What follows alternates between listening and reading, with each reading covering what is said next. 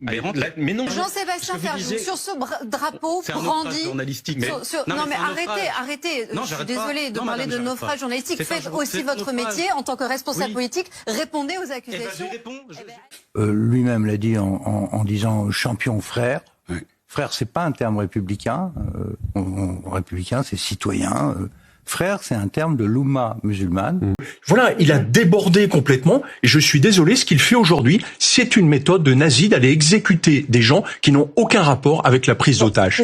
Ouais, mais bon, là, c'est peut-être le plus sensé du moment. Là, il y a que des têtes d'autocar, là, enfin, je sais pas comment vous dire, on les connaît par cœur. C'est des têtes de tocard pour vous? En plus, c'était Macron qui s'en revendiquait à un moment donné, c'était un...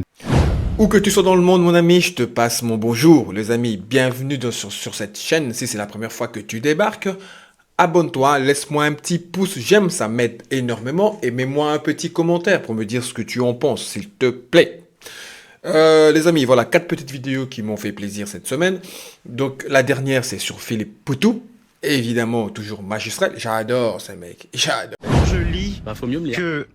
Il s'agissait d'une fake news, le fait qu'une jeune étudiante de Sciences Po avait été refoulée à l'entrée d'un amphithéâtre et qualifiée de sioniste. Vous avez dit que c'était une fake news. C'est encore sur... Or, une enquête qui a duré 2 mois vient de confirmer que c'était vrai. Elle n'est pas entrée dans l'amphithéâtre. Moi, si vous voulez, la question que je me Michael pose, c'est à quel point on peut croire ce que vous racontez. D'accord, mais je vais vous répondre, monsieur. Par exemple, cette étudiante qui a été interdite, soi-disant que refoulée, elle n'a pas été refoulée, elle est entrée dans l'amphithéâtre. C'est vrai, madame. Mais vous avez dit qu'elle est entrée dans cet amphithéâtre. Pardon, vous êtes journaliste. C'est même pas à moi de rectifier les faits normalement. Je demande juste une chose, comme ça tout le monde se met au clair, vu que j'ai des journalistes en face de moi qui doivent apporter des faits.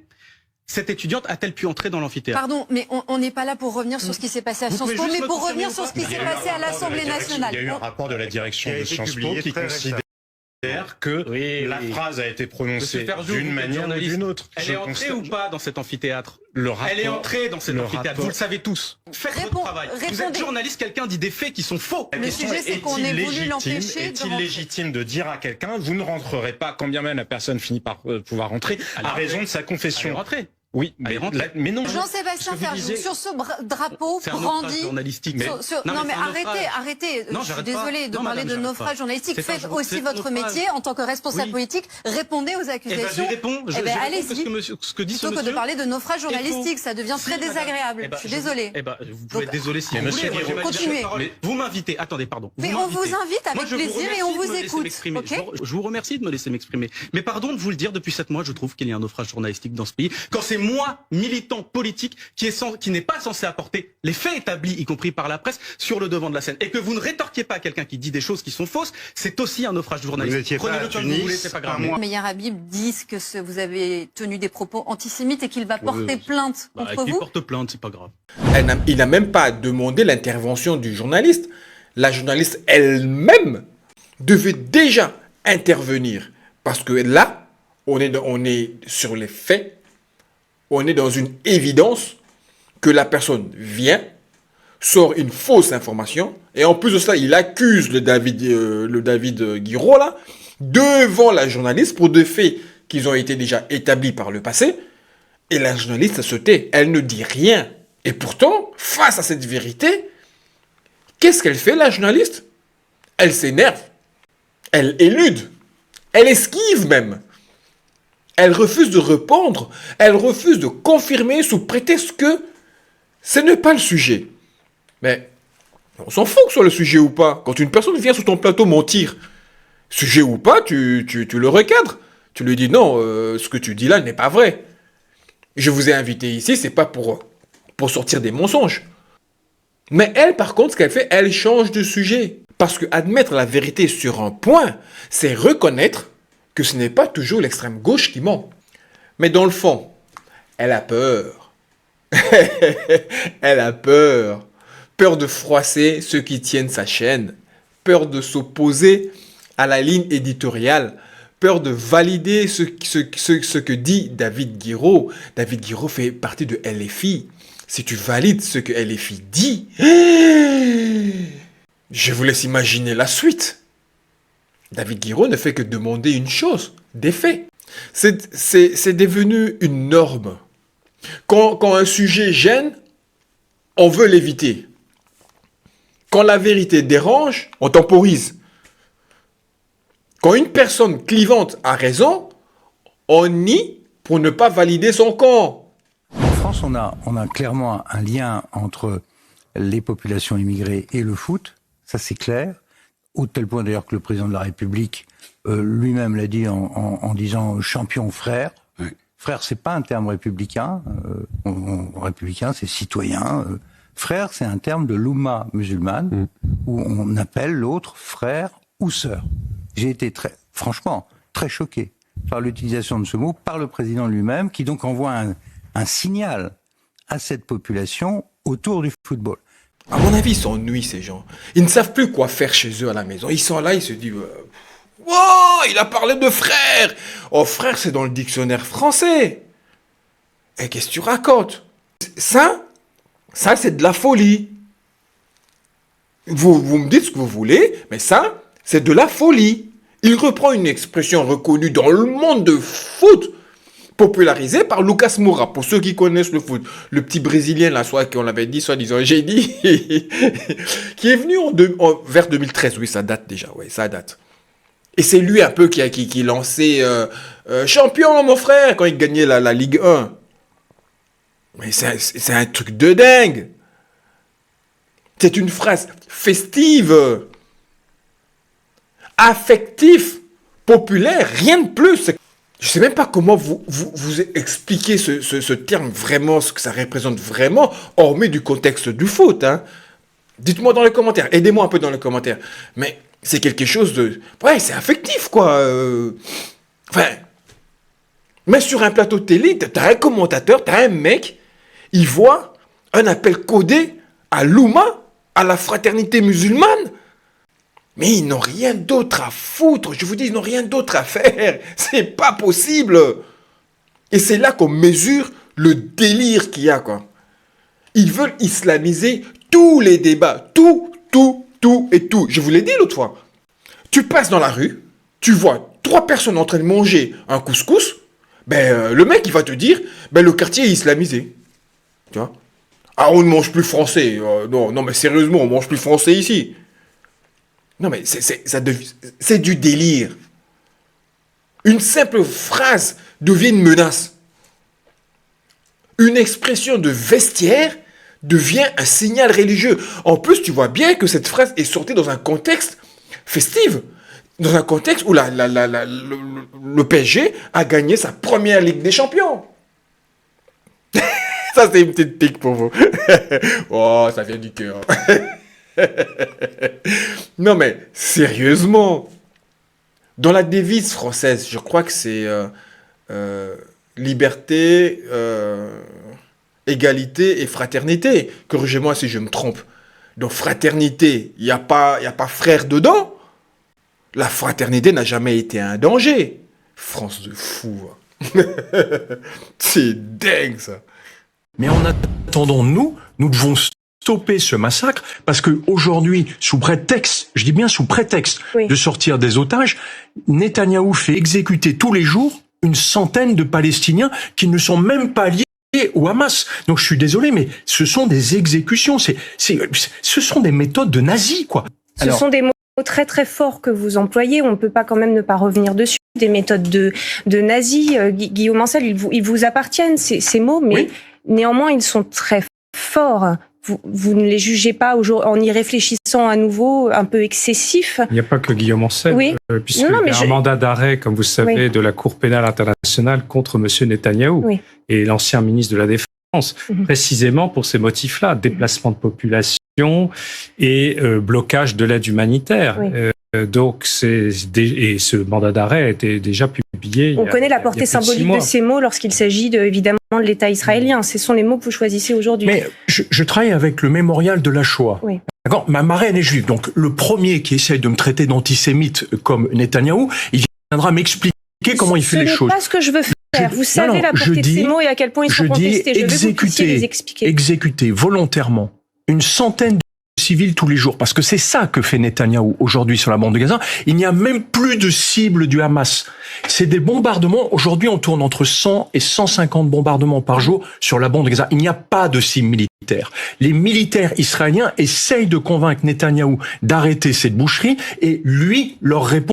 Je pense à Yair Golan, qui est quand même le patron de la gauche israélienne, qui est un ancien général. Il le traite d'antisémite. Mais enfin, voilà, il a débordé complètement. Et je suis désolé, ce qu'il fait aujourd'hui, c'est une méthode de nazi d'aller exécuter des gens qui n'ont aucun rapport avec la prise d'otages. Guillaume Ancel, ancien militaire, vous connaissez tous, hein, il dit en plateau ce que fait Netanyahou à Gaza, ce sont des méthodes de nazis. Et là, tu vois, quand il dit ça, ça panique. Si nous, dans les réseaux, on dit ça, mon ami, je te jure que demain, tu as une lettre des avocats et tout, qu'on t'attaque au tribunal et tout. Hein. J'ai vu il n'y a pas longtemps, là, j'ai vu sur X, un monsieur qui avait raconté sur TikTok la naissance de l'État israélien. Eh ben, il est en procès maintenant. Vous vous rendez compte?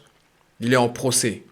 Donc le journaliste, et en plus, quand le Guillaume Ancel, quand il dit que c'est des méthodes de nazis, regardez bien, la journaliste, on ne dit pas que c'est faux. Elle aurait pu le dire, mais elle l'a pas dit. Elle aurait pu, hein. Elle avait largement le temps. Mais elle l'a pas dit. Elle a dit, les mots sont très forts. Donc, elle ne le conteste pas quelque part. Mais moi, j'irais quand même plus loin. Je dirais non, les mots sont pas très forts. Ce qui est très fort, c'est la réalité. 150 bombardements par jour, 150. Il y a des civils qui sont exécutés. 0 cible militaire. Parce que avant, au début, on nous disait, ouais, on a tué un chef de Hamas par là, Là, on n'entend plus rien. Mais par contre, ça continue à bombarder. Une aide humanitaire bloquée. Non, moi je dirais même pas bloquée, je dirais volée. Parce que des fois l'aide humanitaire est volée à l'insu de l'armée israélienne. Il ne bouge pas. Il y a un mandat d'arrêt contre Netanyahou et son bras droit là. Mais ici, tu vois, leur problème c'est quand tu utilises le mot nazi. Tu vois. Donc au fait, quand tu utilises le mot nazi contre eux, ça fait un plus gros problème que le 150 bombardements par jour. Ça, c'est un truc de dingue. C'est un truc de fou. Excusez-moi, là, on est sur les mots. Là, on est sur les morts. C'est pas la même chose.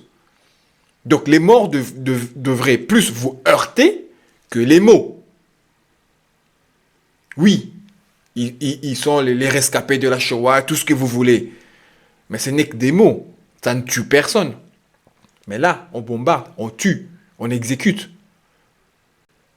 Alors là, tu vois, il joue au Calimero. Ouais, il faut pas dire ça, c'est sensible. Mais justement, si vous êtes les premiers à savoir ce que c'est qu'un crime contre l'humanité, donc vous êtes aussi les mieux placés dans ce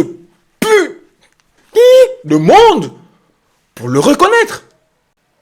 Et c'est justement, je l'ai toujours dit et je le répète encore, par respect pour l'histoire, pour les vraies victimes de la Shoah, qu'on ne peut pas détourner le regard, qu'on ne peut pas retourner le regard quand l'horreur se répète ailleurs sous une autre forme.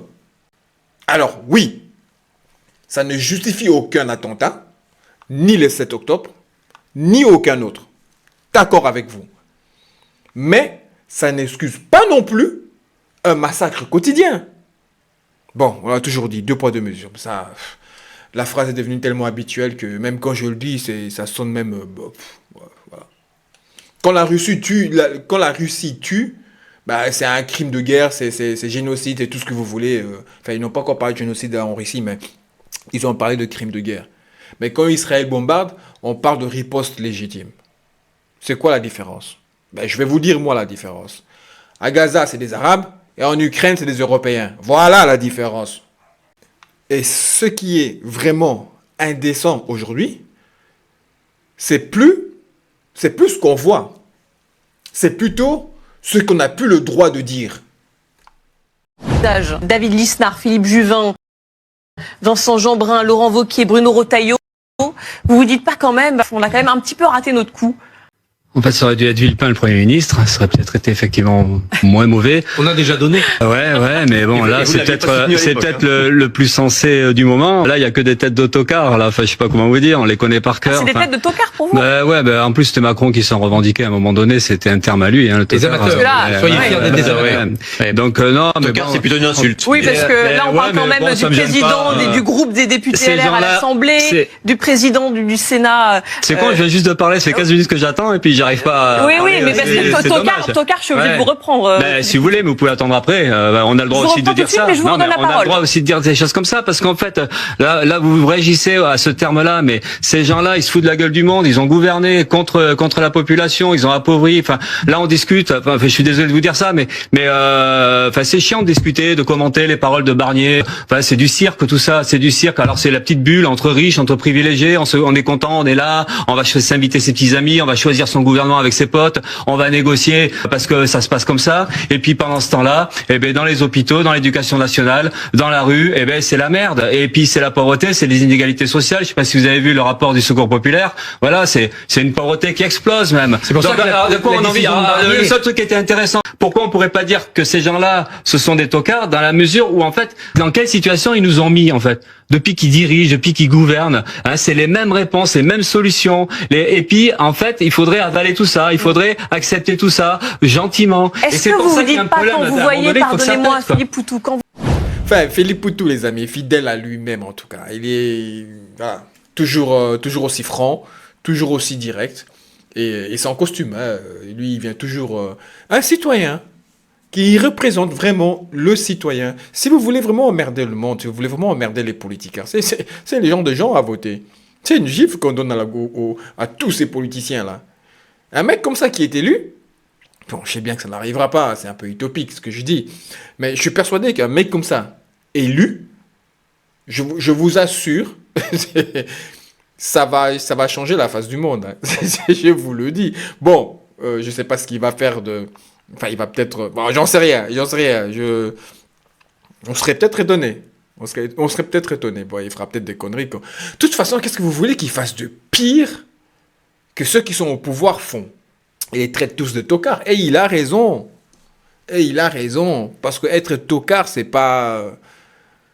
C'est une question de compétence. Si tu n'es pas compétent, on te traite de tocard. Tu es un tocard. Voilà pourquoi ces gens-là ne comprennent pas. Parce que ces gens-là, ils ne vivent pas dans la même société que nous. Quand lui le traite de tocard, vous voyez, ils sont tous estomaqués. Ils disent, ouais, c'est une insulte et tout. Ouais, d'accord. Mais tocard, je le répète, c'est par rapport à tes compétences. Tu n'es pas compétent, tu es un tocard. Peu importe le titre tu as. Président, roi, tout ce que tu veux. Si tu n'es pas compétent dans ton domaine, on te traite de tocard. Donc ça veut dire incompétent. C'est comme ça que nous on le voit. Mais comme on ne vit pas dans le même sphère avec ces gens-là, on ne voit pas les choses de la même manière. Il a raison, parce que ces gens-là, tout le monde les connaît. Ils ont gouverné. Ils ont ruiné les hôpitaux. Ils ont ruiné les écoles. Ils ont ruiné le pouvoir d'achat. Poutou, j'aime bien, parce que Poutou les bouscule. Poutou leur dit la vérité. C'est votre cirque, c'est vos petits arrangements entre riches pendant que le peuple galère. Il a raison. Sur ce, les amis, j'espère que vous avez apprécié ces vidéos, autant que j'ai apprécié à le faire pour vous. Et je vous remercierai jamais assez de rester fidèle à la chaîne, de laisser des pouces et des commentaires, les amis. Pour les nouveaux, continuez à vous abonner. Et quant à moi, je vous dis, on se revoit d'ici quelques jours. Sur ce, les amis, que la paix soit sur vous tous.